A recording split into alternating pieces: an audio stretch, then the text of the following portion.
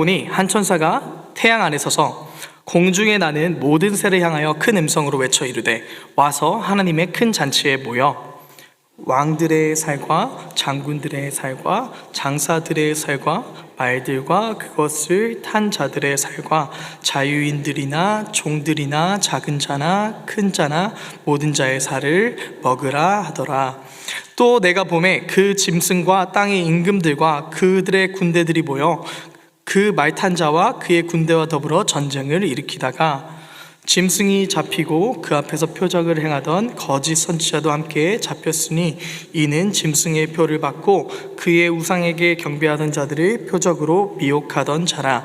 이 둘이 산채로 유황불 붙는 못에 던져지고 같이 읽겠습니다. 그 나머지는 말탄 자의 입으로부터 나오는 검의 죽음에 모든 새가 그들의 살로 배불리더라. 아멘. 제가 앞서 찬양 인도하기 전에 얘기했듯 여러분이 함께 예배할 수 있어서 너무 감사하고, 또한 우리 찬양팀도 이렇게 수고스럽게 항상 섬겨주시고, 우리 다솜이도 한국말이 어려운데도 예배에 임하고, 우리 혁준 집사님은 이직하시면서 서원 기도로 수요 예배 나오시고 그래서 저기 있습니다. 될 때마다 여러분 격려해 주시고 더 많은 청년들이 예배에 올 수 있도록 여러분께서 기도 많이 해주시기 바랍니다.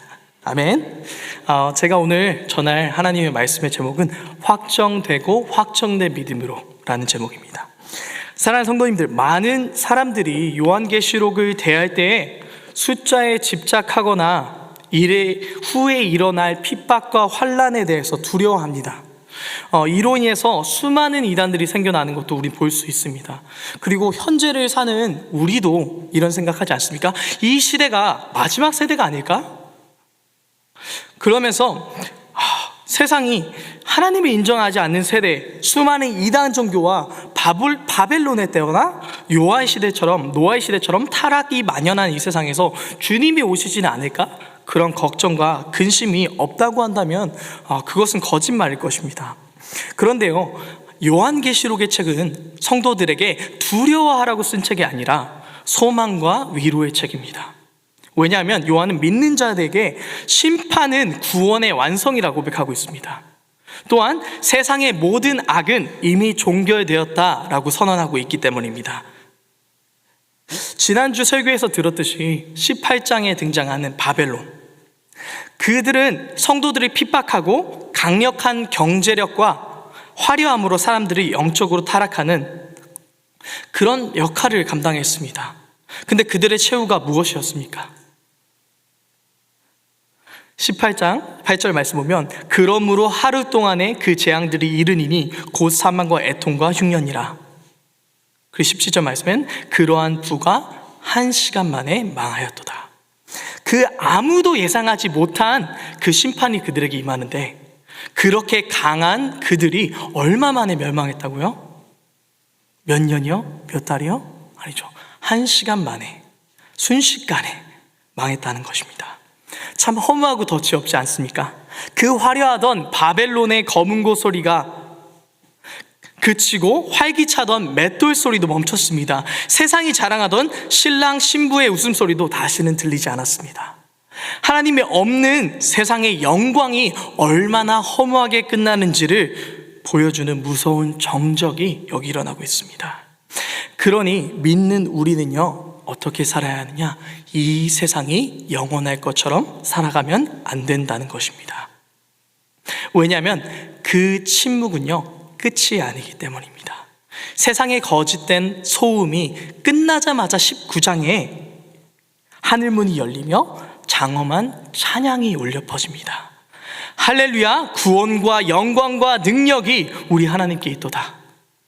이것이 우리가 붙잡아야 할 확정된 승리의 소리인 줄 믿습니다. 믿지 않는 자들에게는 심판의 소식이 되고 믿는 자들에게는 잔치의 소식이 되는 것이 계시록의 메시지입니다. 사랑하는 성도님들, 주님의 승리는요, 언제 올지 모르는 정해지지 않은 불확실한 승리가 아니라 확정된 사실이심을 믿으시길 기도합니다.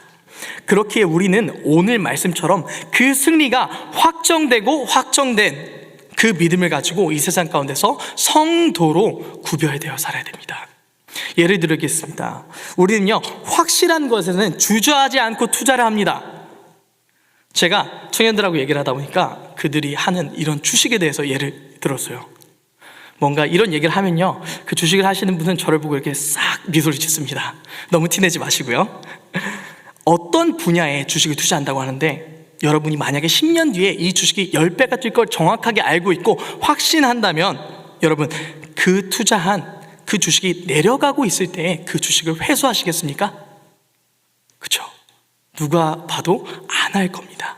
그 결과를 확신하기 때문이에요. 그렇기 때문에 남들이 옆에서 야, 지금이라도 팔아야 돼, 빼야 돼 해도 빼지 않고 팔지 않는 것입니다.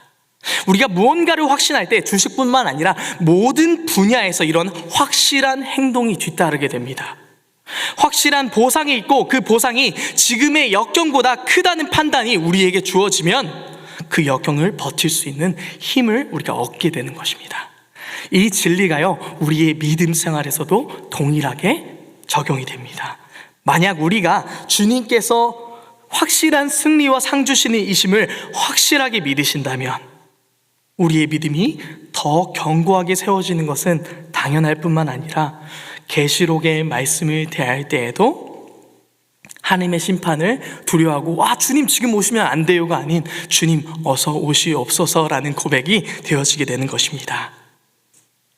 오늘 본문 말씀은 백마탄 왕이신, 너무 멋지지 않습니까? 백마탄 왕이신 주님께서 이 세상의 모든 악의 세력에게 내리시는 최종적인 심판의 장면입니다. 기도하기는 오늘의 말씀이요, 저와 여러분의 신앙생활에 위로가 됐으면 좋겠습니다. 그리고 또한 이 말씀이 우리의 믿음이 확정되고 확정된 믿음으로 이끄는 말씀이 되기를 이 시간 간절히 소망합니다. 아까 이야기했듯이 우리가 어떻게 확정된 믿음으로 나아갈 수 있는가에 대해 해답은 이미 주님께서 세상을 이기셨기 때문입니다. 오늘 말씀 17절의 말씀 보면요, 또 내가 보니 한 천사가 태양 안에 서서 공중에 나는 모든 새를 향하여 큰 음성으로 외쳐 이르되 와서 하나님의 큰 잔치에 모여. 한 천사가 등장합니다. 이 천사의 정체가 정확하게 설명되어 있지 않지만 우리가 알 수 있는 사실은 이 천사가 하나님의 심판을 선포하고 집행하는 메신저 역할을 수행하고 있다는 것입니다. 그리고 이 천사가 명령을 내리는데 공중에 나는 모든 새를 향하여 큰 음성으로 큰 잔치에 모이라 라고 명령합니다. 여기서 우리 궁금한 것이 왜 새들을 모으는 걸까? 라는 것이죠. 오늘의 19장의 오늘 본문 말씀은요, 갑자기 나온 내용의 이야기가 아니라 이미 600년 전 에스겔 선지자를 통해서 성취된 하나님의 심판이었습니다. 에스겔 39장에서 하나님을 대적하던 마곡 땅의 곡과 그 연합군을 멸망하셨듯이 하나님이 대적하는 세력이 동일하게 멸망될 것을 약속하십니다. 말씀을 보겠습니다. 39장 17절, 주 여호와께서 이같이 말씀하셨느니라. 너 인자야, 너는 각종 새와 들의 각종 짐승에게 이르기를 너희는 모여오라. 내가 너희를 위한 잔치 곧 이스라엘 산 위에서 예비한 큰 잔치로 너희는 사방에서 모여 살을 먹으며 피를 마실지어다. 21절과 22절에는 이 잔치에 대한 목적이 설명되어 있습니다. 제가 읽어드리겠습니다. 내가 내 영광을 여러 민족 가운데 나타내어 모든 민족이 내가 행한 심판과 내가 그 위에 나타낸 권능을 보게 하리니 그날 이후에 이스라엘 족속은 내가 여호와 자기의 하나님인 줄을 알겠고. 여러분, 이 잔치의 목적이 무엇입니까? 단지 심판의 목적이 아니라 오직 하나님께서 참된 통치자임을 온 천하에 알리는 사건이라는 것입니다. 우리가 쉽게 망각하는 사실 중에 하나가요, 하나님이 믿는 자들뿐만 아니라 온 세상을 주관하시는 하나님이시라는 것입니다. 그 사실을 망각할 때 우리에게 삶 가운데 어떤 것이 드러나느냐? 세상이 부럽습니다. 세상을 두려워하게 됩니다. 세상을 쫓아가기 바쁩니다. 그러나 우리에게 하나님의 말씀을 통해서 세상을 쫓아가기에 바쁜 어리석은 우리에게 다시 한번 말씀으로 깨우쳐 주십니다. 바벨론의 위상이 크고 사람들은 그들을 두려워하지만 그들이 어떻게 되었습니까? 불과 한 시간 만에 멸망하게 되었습니다. 우리가 부러워하고 두려워하고 쫓아가는 이 세상도 하나님께서 만드셨고 하나님께서 주관하신다는 것입니다. 그렇기에 우리가 이 잔치의 목적을 깨닫지 못하면 하나님이 나의 참된 통치자가 되시는 것을 인정하지 못하면 우리는 결국 승리의 잔치에 이르지 못하고 멸망할 심판에 이르게 된다는 것입니다. 그런데 우리의 딜레마가 항상 뭡니까? 세상이 너무 커 보입니다, 주님. 내 삶의 문제가 주님보다 커 보일 때가 참 많이 있습니다. 그래서 확정된 믿음으로 주님께 나아가는 게 두려울 때가 많습니다. 그럼 우리가 어떻게 해야 될까요? 오늘 말씀을 통해서 우리의 믿음을 확정하게 하는 것입니다. 우리 18절을 같이 읽어봅시다. 우리 19장 18절을 같이 읽겠습니다. 왕들의 살과 장군들의 살과 장사들의 살과 말들과 그것을 탄 자들과 살과 자유인들이나 종들이나 작은 자나 큰 자나 모든 자의 살을 먹으라 하더라. 그리스도를 대적하는 자들은 지위와 권세와 상관없이 어떻게 된다? 그들의 영광과 힘이 덧없이 멸망하여지고 주님께서 보내신 그 천사들을 보낸 그 새들이 모든 자의 살을 먹을 거라고 말씀하십니다. 우리가 두려워하는 세상의 권력과 능력이요 아무것도 아닌 것처럼 사라지고 하나님을 믿는 자들에게는 생명의 떡을 먹는 잔치가 이루어진다는 것입니다. 이 세상에서 권세 잡은 자들은요 그들이 영원할 것이라고 믿습니다. 그러나 그들이 하나님을 대적하고 거부할 때 그들의 결과는요 새 먹이밖에 되지 않습니다. 그래서 우리는 패배가 확정된 존재들에게는 두려움을 갖지 않아도 됩니다. 19절 20절 말씀 보면요 그 짐승과 땅의 임금들과 그들의 군대들이 모여 그 말탄 자와 그의 군대와 더불어 전쟁을 일으키다가 이 말탄 자가 누구라고 했죠? 백마탄 왕 그리스도 예수, 그의 군대는 천사들이었습니다. 이 말씀을 보면요 예수님과 천사들이 대적하는 이 땅의 왕들과 세력들이 전쟁을 일으킵니다. 근데 20절에 보면요 거짓 선지자와 짐승이 유황불 붙는 못에 던져지게 됩니다. 이 유황불은 우리가 잘 알고 있듯이 창세기 19장에서 소돔과 고모라를 멸망시켰던 도구입니다. 이는 뜨거운 것을 넘어서 고통스럽고 영원하며 피할 수 없는 심판이라는 것을 주님 나타내고 계신 것입니다. 이 심판이요 누구에게 임하느냐? 그 짐승의 표를 받고 그 우상에게 경배하는, 그리고 그렇게 만든 거짓 선지자, 그리고 적 그리스도의 세력에게 임한다는 것입니다. 여러분, 짐승의 표는요 몸에 뭘 넣거나 이마에 숫자를 새기는 그런 것이 아닙니다. 그것은 누구의 통치를 받으며 누구에게 충성하는가의 문제입니다.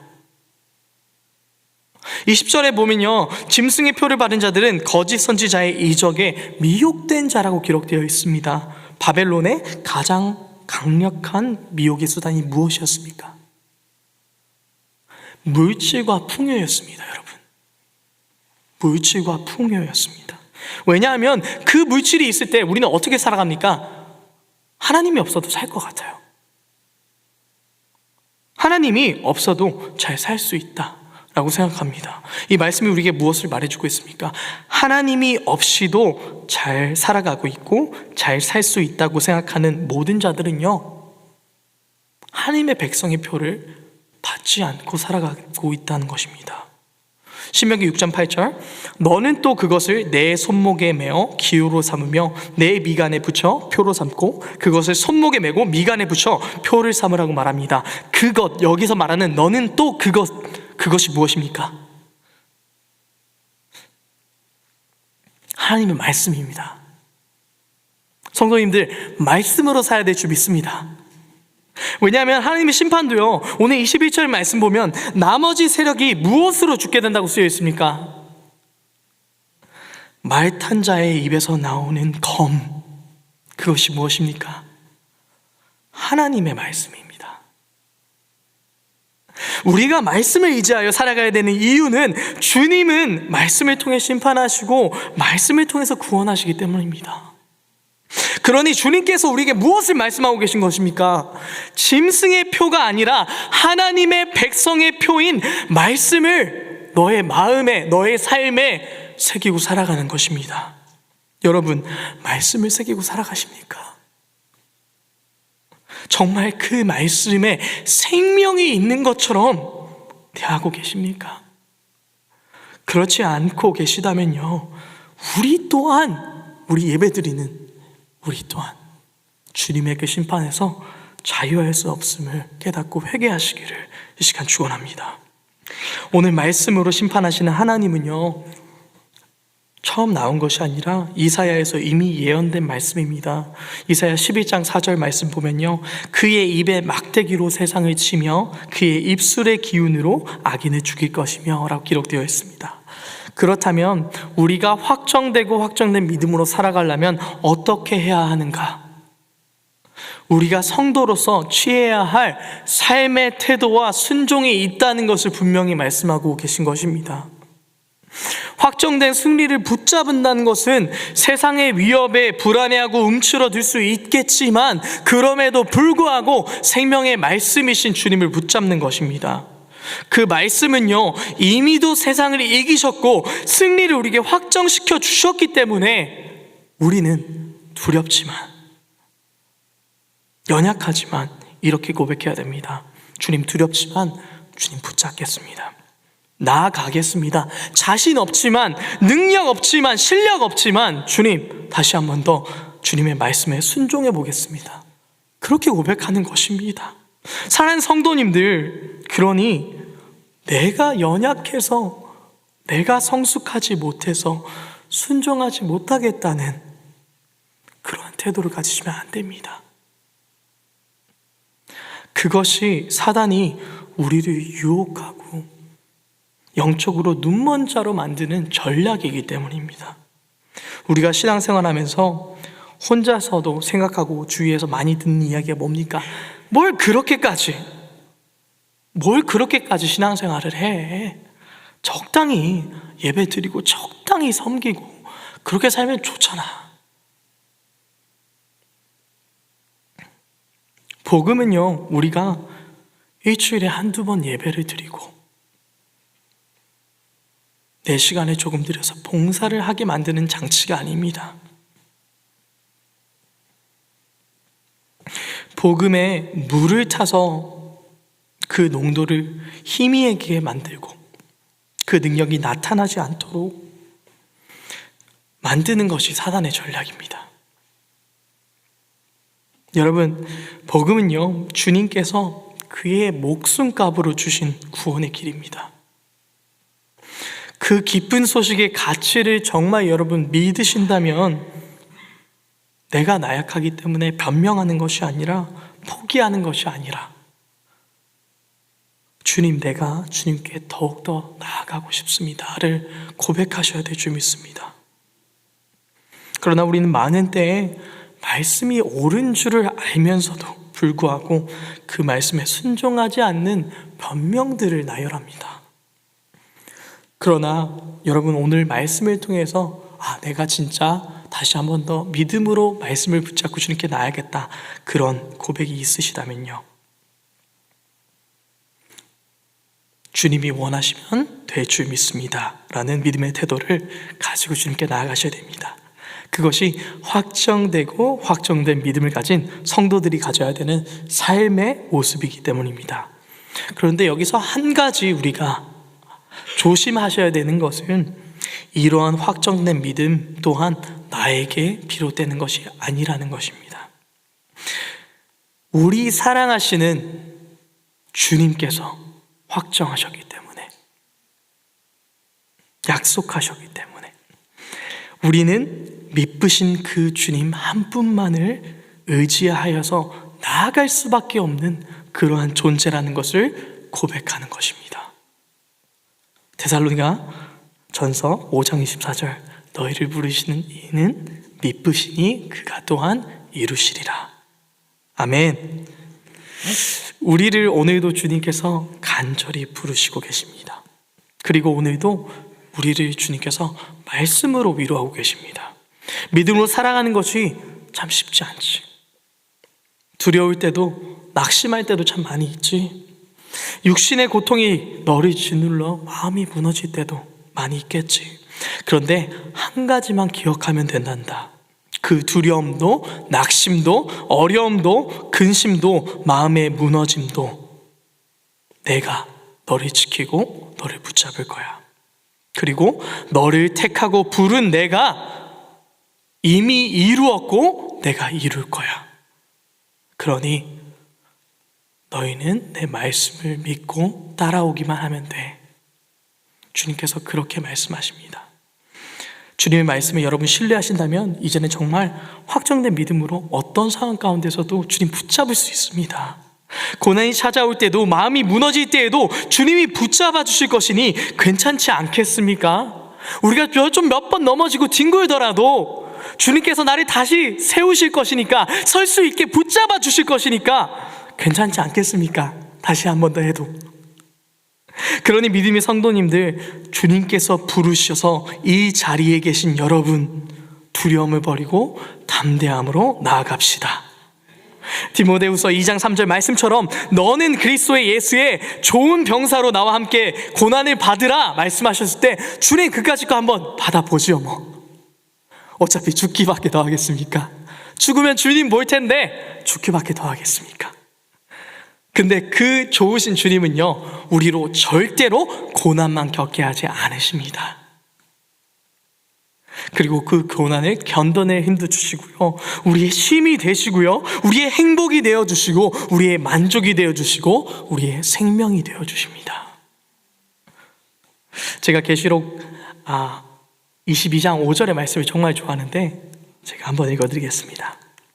다시는 밤이 없겠고 등불과 햇빛이 쓸데없으리. 이는 주 하나님이 그들에게 빛이심이라. 그들이 세세토록 왕노릇 하리로다. 너무나 위로되는 말씀이지 않습니까? 주님께서는 우리를요, 어두움과 두려움이 없는 영원한 그의 나라로 인도하십니다. 그곳이 우리의 최종 목적지이자 오늘 19장에 나오는 어린 양의 혼인잔치입니다. 주님과 영원히 거할 그 처소에 갈 그날까지, 이 세상이 끝날까지 우리 사랑하는 주님, 나를 사망 가운데 버려두지 않으시고 오늘도 자격 없고 소망이 없는 우리를 붙잡으신 그 주님을 찬양하면서 나아갑시다. 주님, 우린 연약합니다. 주님을 확신하기에, 그러나 주님을 확신하기에, 내가 주님을 만났기에, 경험했기에 확정된 믿음으로 나아가겠습니다. 주님만이 나의 왕되심을 고백하니 주님 부디 우리의 우상들을 제하시고 만왕의 왕되신 당신의 말씀만을 순종하며 살아내겠다는 고백을 드립시다. 그 고백을 귀하게 들으시고 지금 우리의 모습으로는 상상할 수 없는 확정되고 확정된 믿음, 그 믿음의 삶을 살게 하실 그 주님을 저와 여러분 모두 경험하기를 예수님으로 축원합니다. 우리 같이 기도하겠습니다. 하나님, 다시는 밤이 없는 등불과